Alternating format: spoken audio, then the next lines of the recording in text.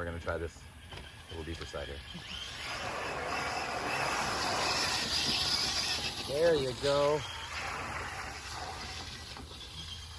That's better, huh? Now you're mudding. That's definitely not a... Uh-oh. Yeah! Hello, and welcome everybody. JB here with JB's RCs. Thanks for stopping by. Hope you guys like some mudding videos because we got a little something different for you today. We got the Traxxas TRX4 Sport out at Cotton's RC Village and Adventure. And we are killing it in the mud pit. The mud was a little bit watery today, but underneath there was some good sloppy stuff. And I've been working on this truck for a while. If you guys didn't see the first video I posted, I actually used one of my regular TRX4s, which at the time sounded great because it had already been in the mud. I bought it used and there was mud all over it when I bought it, so I knew somebody had already driven it in the mud. But with 3 little servos in there, running the locking and unlocking diffs for the front and rear axles and the 2-speed gearbox, we had a little bit of an issue. One of them got wet and shorted out. When I first took it out, I had the stock XL5 with a 21-turn brush motor in there, the Titan.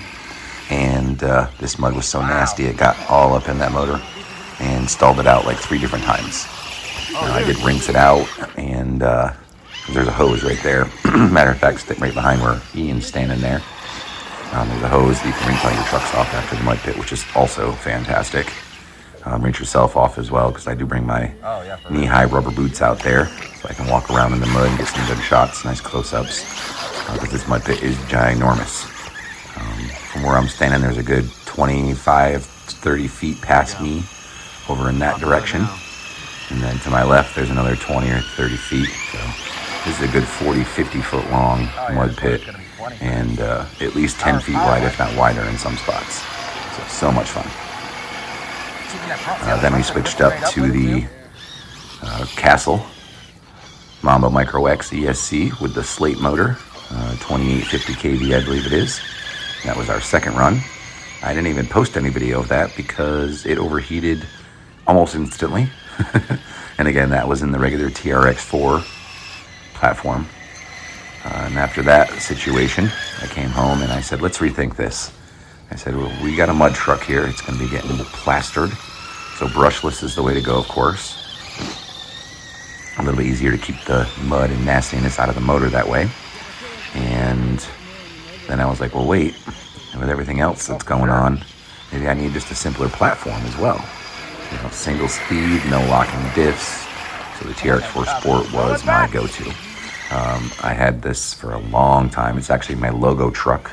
It had a hard body Jeep Cherokee body on it and a metal front bumper.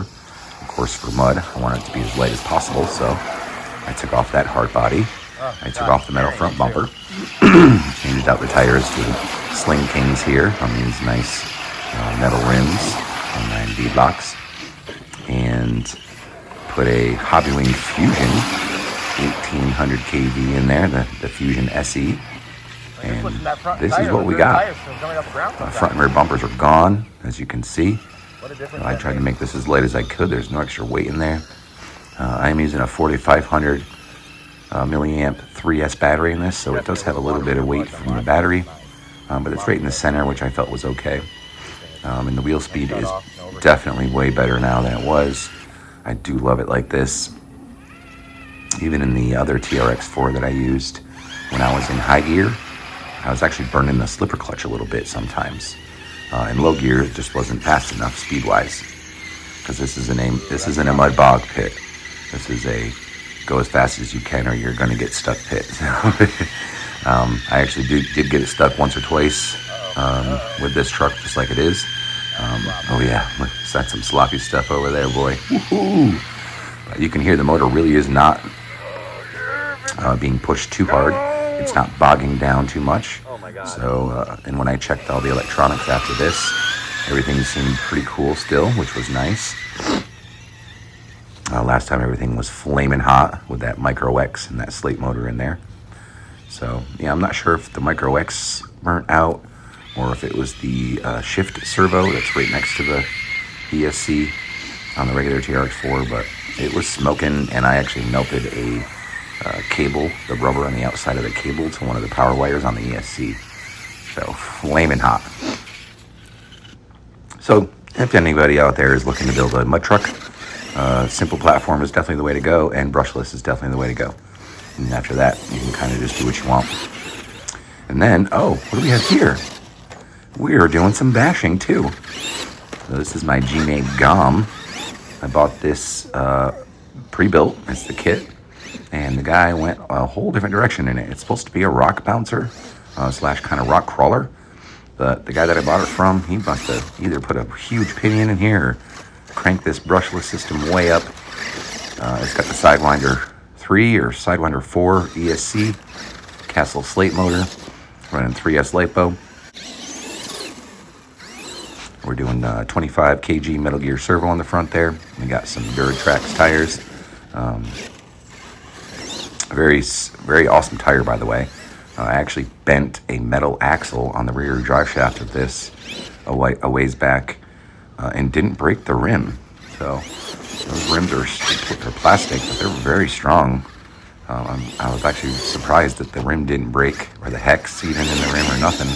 And it actually bent the metal steel axle on there before it broke the rim or tire.